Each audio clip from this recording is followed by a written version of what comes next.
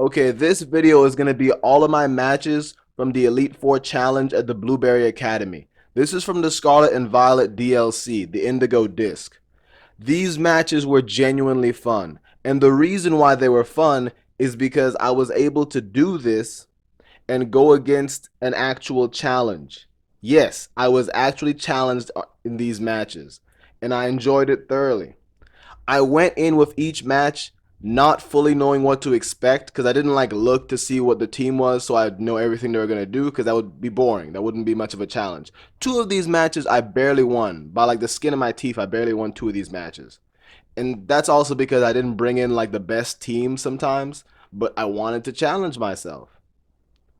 I did not, however, expect how strong some of their Pokemon were going to be and just how crazy some of the strategies were going to be. But yeah, I'll let you see for yourself.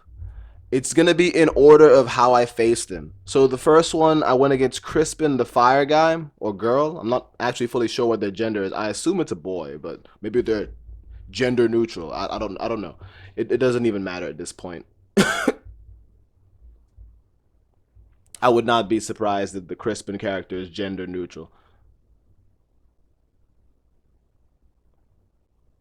Yeah, so for this match, I went in with the Donzo and Tatsugiri. I went in trying to do that combo, thinking that I was just going to go in and sweep real fast because it's the NPC computer. But no, it did not go out like that. It did not go like that.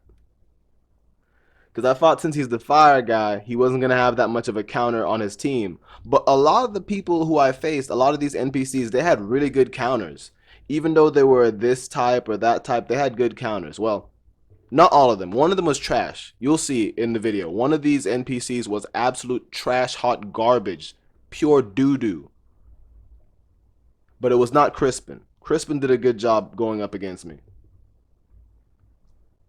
Okay, so as you can see, his Executor checks my Dodonzo combo, and so I'm like, crap. Now I have to readjust what I'm actually gonna do.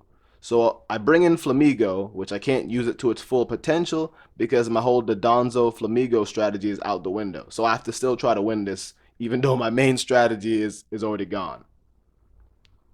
I did not expect him to have like a healing item like the citrus berry, so that did not help me. And I was pissed whenever my first Muddy Water missed Camerupt because that cost me a lot. I was genuinely mad. Yeah, so his Executor was using Solar Beam. I think they had already set up Sunny Day, or it just happened to be sunny because of our location. I can't remember, to be honest. I think it just happened to be sunny, actually. Because I don't remember anybody using the. Wait, maybe one of them did. Okay, I think the bird might have used it. Talonflame might have used Sunny Day. All the moves are usually on here because I try to cut out some of the clutter and get straight to the action because I know people enjoy watching just straight action. Or at least I do. But I'm also going to give commentary on the matches. So yeah, I thought that the Earth Power right there, I thought that was going to one-shot Camerupt, but it did not. So I guess they probably stacked its defenses, probably. Then he brings in Mag Mortar,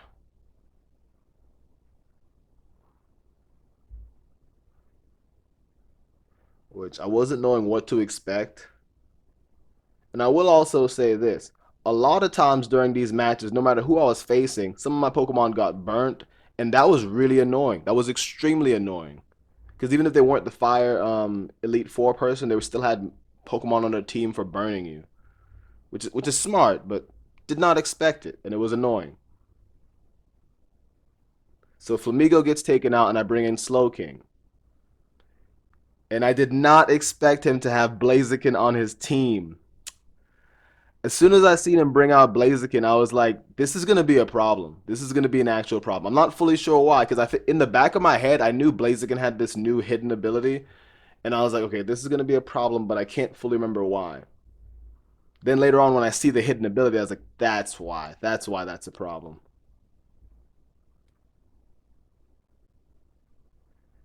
So it goes with the Focus Blast. I'm forgetting the whole time Ursaluna is half normal type. So yeah, that just took out my Ursaluna.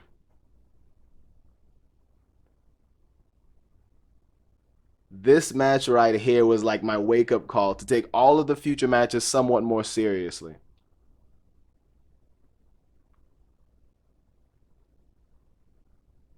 There goes Blaziken's speed boost hidden ability.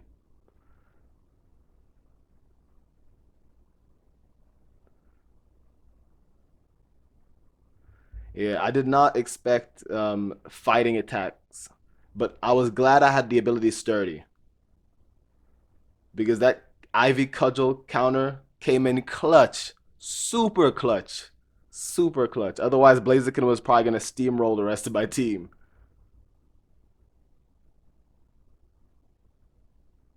Yeah, and then Camerup took out Slow King because poison has serious damage against poison takes serious damage against Earth, so he took him out. Me being on my last leg with literally 1 HP left, I'm like, okay, let me just terrestrialize and hope that I can finish off Camerup with like a one-shot move.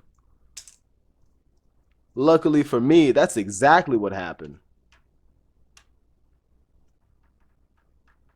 And slam. So I was able to take him out. 1 HP left. What a way to start the video off. Me barely beating this guy. He's at the bottom, by the way. I found out he's like the lowest rank of the Elite Four. Now is the next match. This next match is against the Fairy type Elite Four person. This time I felt like I had a team that was a little bit more ready, knowing that the NPC was stronger than what I had expected before. What I did not count on is Granbull's Intimidate, because I haven't faced Granbull in like a long time, since like Gen 2.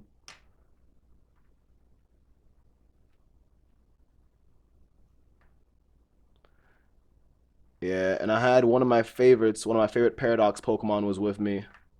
The Fire Moth. Yeah, Iron Moth. Yeah, Fire Moth, Iron Moth. Anyway.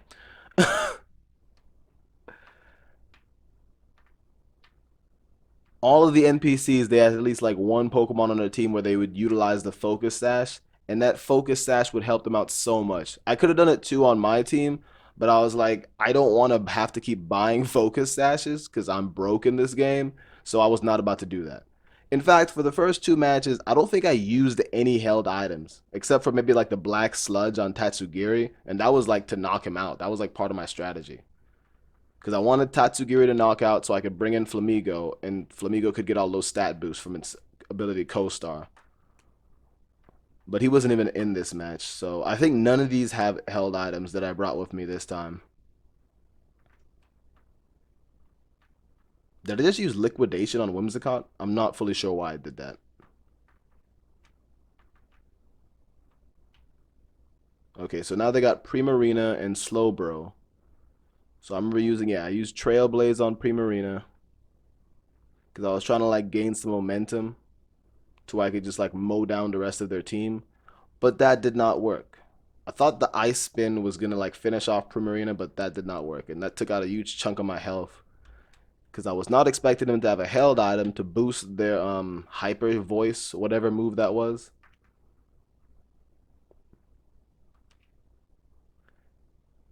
Yeah, and then Slowbro takes out my Azumarill.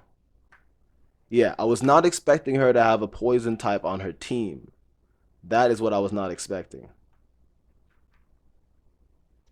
To me, that Slowbro came out of nowhere. And once again, they had a Citrus Berry. Yeah, the Citrus Berry and the Focus Sash helped out the NPCs a ton during these matches. Cleavor got taken out, which, by the way, Cleavor is one of my favorites because I feel like he has really good moves and really amazing stats.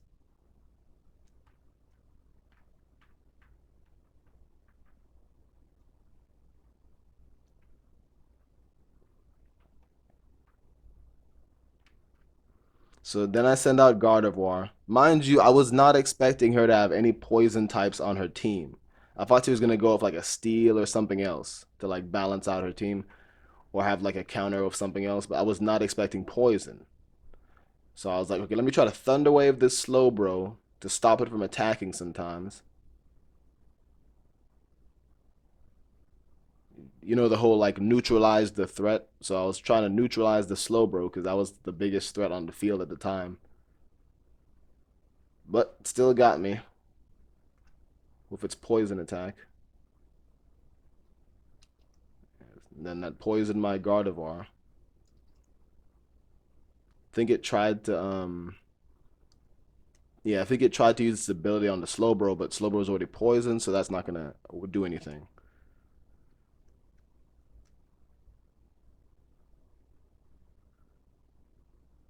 Yeah, and I tried to use Psychic on Slowbro. Yo, it works in this one. Okay, yeah, I used Psychic on Slowbro and took him out.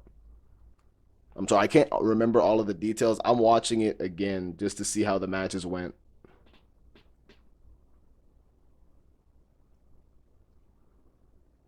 Then I used an airy then I used the airy impulse on Alcremie. And this is the part where things start to get bad.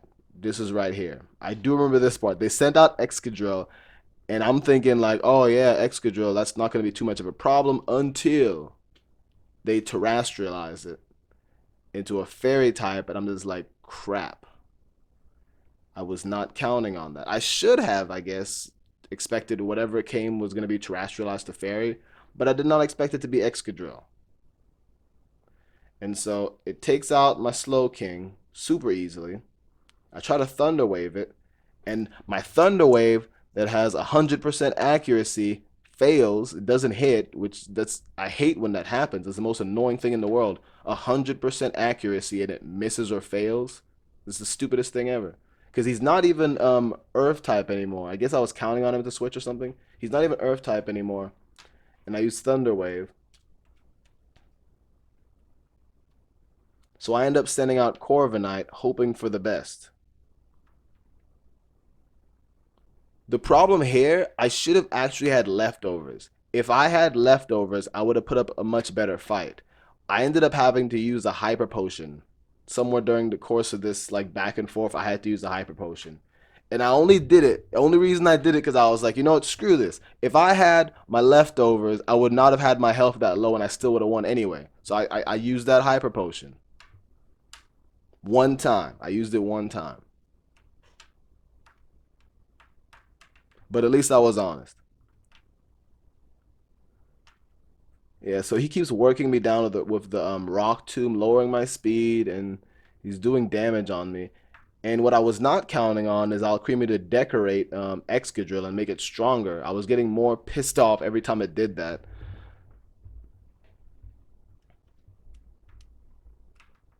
Because I was trying to make sure I could take Alcremie out before Excadrill could one-shot me.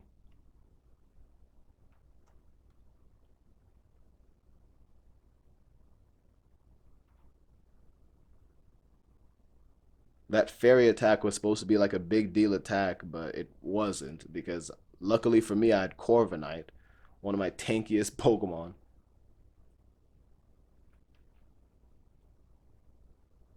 Yeah, so I do one shot on Alcremie, well, one shot to knock it down, but not to completely take it out. And then there's still the whole back and forth. They're working down my health right now. Then I body press it again. I finally get Alcremie out the way, so I can't keep decorating Excadrill, which was super annoying. Okay, Excadrill gets me almost to dead, and I think this is around the time where I use the Hyper Potion. Because I get one shot in right there, and I'm sitting there doing the math, and I was like, had I had leftovers, my health would not have been that low. I wouldn't even had to use the Hyper Potion, so I'm going to use one now. So I take one hit, which gives me enough health left over, and I'm still able to take another hit and then finish him off with another body press. And that is how I got rid of this Excadrill and I won the second match. So the first two matches, I literally win by like the skin of my teeth, barely winning. But it was awesome because I haven't had that much of a challenge in a Pokemon game since Pokemon like Coliseum, and that was years ago. And oddly enough, this is a double battle again. Like the challenge, Pokemon is more challenging when there's double battles. It just is. Right here, this match, the first time I tried this match, I lost. I'm not gonna lie to you guys. I lost the first time I did this match. And it was simply because of what order I had my Pokemon in. That was why I lost. So this time, all I did was change up my order, and I gave them held items too, both times. But all I did was change up the order of what I send them out, and That's when I was able to wreck. But the first time, that stupid Doug trio with the blonde hair and his and her Empleon, yeah, the stupid Doug trio and the Empleon, both of those Pokemon screwed over my entire team because it took out one of my aces, actually two of my aces. They both took out two of my aces, and I was just screwed from there on out. She just started like steamrolling the rest of my team. But this time, whenever I switched things up, I was able to come back and win because I started off with the right person, Garchomp, which Empleon could have taken out Garchomp, but I was able to go first, and that Life Orb definitely helped one shot it.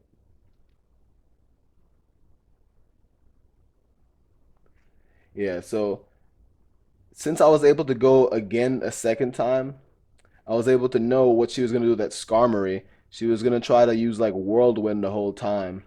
And if I remember correctly, the second time around, I used Taunt with Corviknight to stop her from, yeah, right here. I used Taunt with Corviknight to stop her from being able to use Whirlwind, because that was the most annoying crap ever.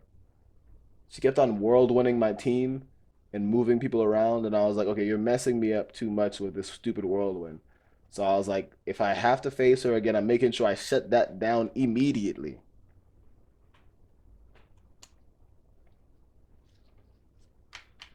Yeah. I didn't think Whirlwind could be that much of a problem, but facing her, it can definitely be a huge problem.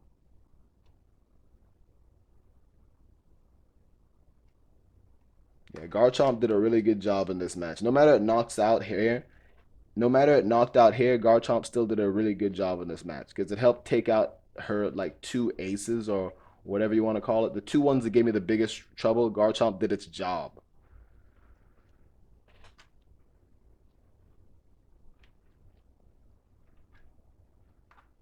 Yeah, and I remember I used Screech on Skarmory because I was trying to lower its defenses because I didn't know if I was gonna have to rely on Corviknight to finish off this match or not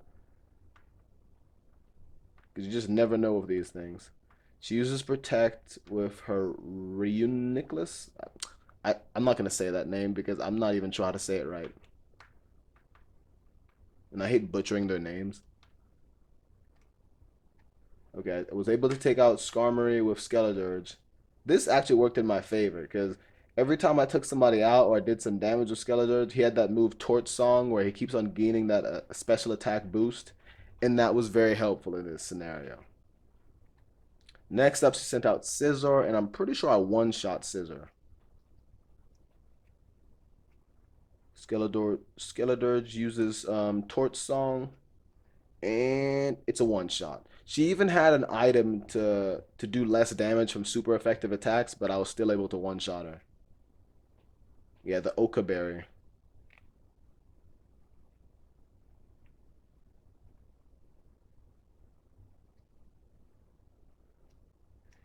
Yeah, with this particular Corviknight, that's like the only attack move I had with it, virtually. Yeah, I'm pretty sure that's the only attack move I had with it, was the body press. Because in most other scenarios, not so much with these, but body press was working a lot of other times. But not so much of these NPC matches. Then she sends out Metagross. But the interesting thing is, that Metagross must have been super fast or something. I don't remember Metagross being that fast. Because I think she uses Trick Room before she even sends out Metagross, and it ends up working in my favor and not in hers.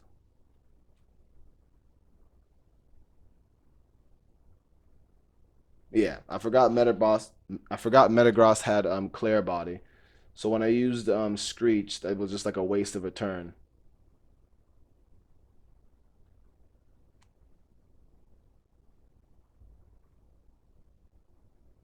I was not expecting her to give it Ice Punch, which that was like a waste for her against my team. See, it did come in handy when I had the body press because it was no longer steel psychic, it was just pure steel, which I was able to do a super effective attack. And that's whenever her team was over. A lot of these NPCs I noticed they mentioned like luck. Oh, it's good luck for you, bad luck for me, and stuff like that. And I was like, okay, that's getting really like cheesy. Like they all say the same luck concept.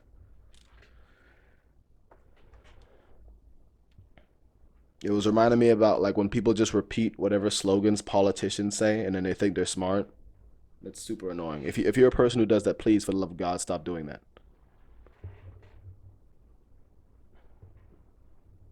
Okay, so this is the last of the Elite Four before the champion, right? And he was terrible. He was absolutely terrible. He picks the ice location, right? And then I'm thinking it's like to trick the player, but it's not. Like he picks the ice location, and his first two Pokemon have four times weakness to ice, both Flygon and Dragonite. So he's basically like telling you, like, just take me out, bro. Take me out of my misery. He wants to lose, in other words. Luckily for me, I wasn't actually planning on bringing an ice type because I thought it was like a trap. I was going to bring somebody who had ice moves. That's why I brought Azumarill and that's why I brought Mewtwo.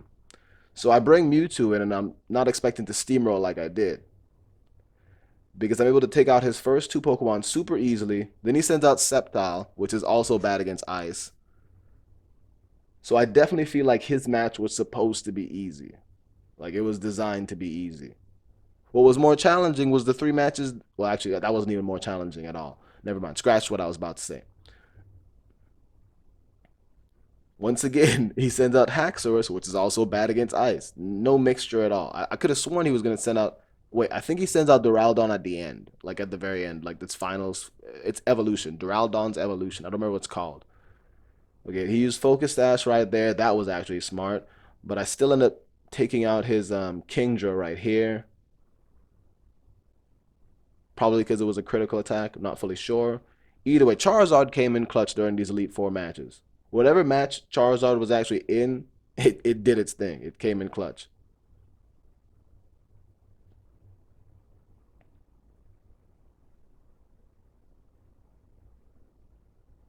Yeah, whenever his Haxorus sped up right there, I thought I was going to be in for some problems.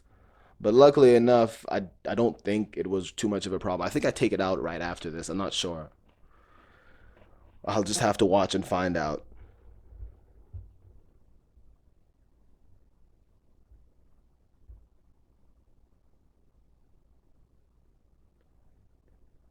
Yeah, whenever he terrestrialized his oh yeah, his Haxorus uses Dragon Swipe, but both of the Pokemon on my team are special attackers. So that didn't even bother me. I wasn't even running a belly drum yeah, I wasn't even running a belly drum Charizard, so I was not phased at all by that.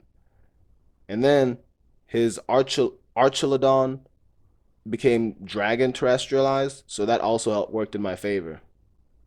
So I was able to take him out with ease. And as you can see, clearly, this was the worst of the four Elite Four people. Like, this was an easy team. If you had, like, some ice attackers, you could steamroll through most of his team. Even Archilodon. Oh, and here we go. Now, I'm finally facing the champion, which is, like, I think his name is Kieran. His sister keeps calling him Kiki. And he's talking about, yeah, I worked so hard just to beat you because you're, like, the best. But I'm going to beat you now. And I'm like, okay, yeah, that's not going to happen. But I knew that they were gonna try to make him challenging, so I was like, okay, I got something for you, some razzle dazzle, got some Grafai and some slacking. And if you don't know about this strategy, just check what I do right here. If you've not seen the Grafai slacking combo, I saw it online and I liked it, so I doodle on the Dragonite. Luckily for me, he sent out a Dragonite first, so I switched both of my abilities to multi-scale. So now he doesn't have Truant anymore; he has multi-scale. Freaking slacking with multi-scale. Exactly. Lucky, lucky for him, he didn't send out like a freaking Blaziken at the beginning with speed boost. Slacking with speed boost would be insane.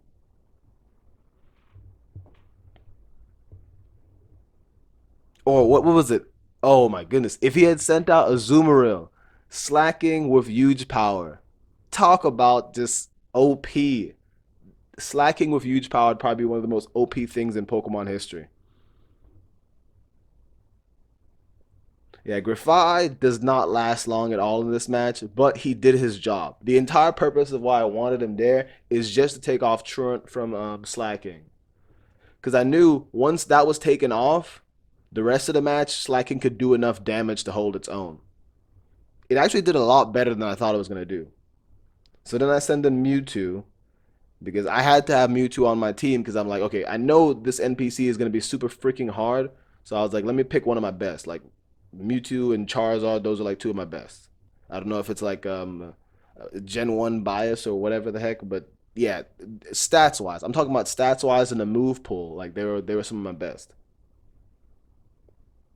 I had no idea what he was gonna bring to the table, so I'm like, let me get some really strong heavy hitters, just just in case that he just needs to come in and revenge kill.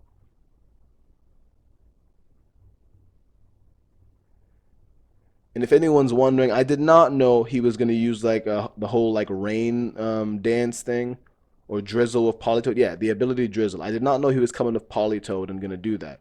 Otherwise, I wouldn't have had Fire Punch on my Slacking.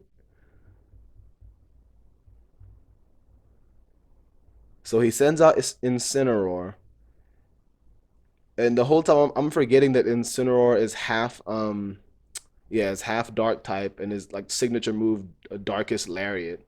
So I'm there big chilling with Mewtwo, forgetting that Incineroar is about to go upside my head. Luckily for me, I expected that he might have a dark type attack on his team, but most dark type attacks are physical. So I put Rocky Helmet, and that came in clutch and took out Incineroar. So I was super happy about that. Then he brings out Porygon Z, forgetting that I have freaking Aura Sphere. I guess the NPC didn't count on it or what. Because normally they don't do stuff whenever they know you have something that can just take it out. But he probably was out of options. I don't know how it's designed. It's all in the design of the characters. So I finally took out Politoed, which was super annoying. Kept on using the same move. He must have had one of those held items to where you can't switch moves. Then he brings in Hydrapple, which I thought was going to be a lot more intense than it actually was. It was not impressive to me at all, probably because whatever ability he set it with and the move pool he gave it, but it was not impressive at all to me. What was impressive was the beating his Grimmsnarl was able to take. That impressed me.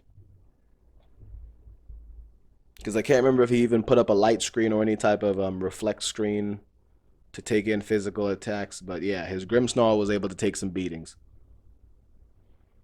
I did not see it coming about him terrestrializing to fighting type, but it makes sense because he had a grass dragon, which is 4 times weak to ice. So it makes sense now in retrospect that he would do an fighting type terrestrialization.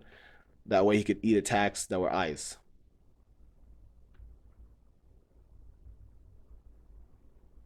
Yeah, so I tried to pump back up my slacking, not knowing what to expect, and also knowing that they lowered my attack earlier. Was not counting on Grimmsnarl to have Sucker Punch, but I should have expected it because I used to use Grimmsnarl, and that's like one of his clear moves because he's not that fast. So Sucker Punch is a smart move to put on there.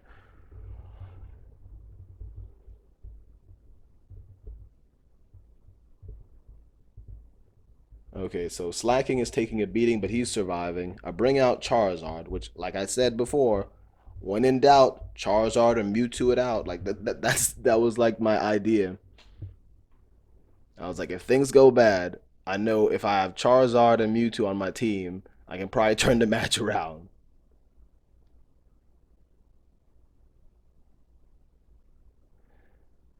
Yeah, I really was surprised that Slacking didn't knock out right there,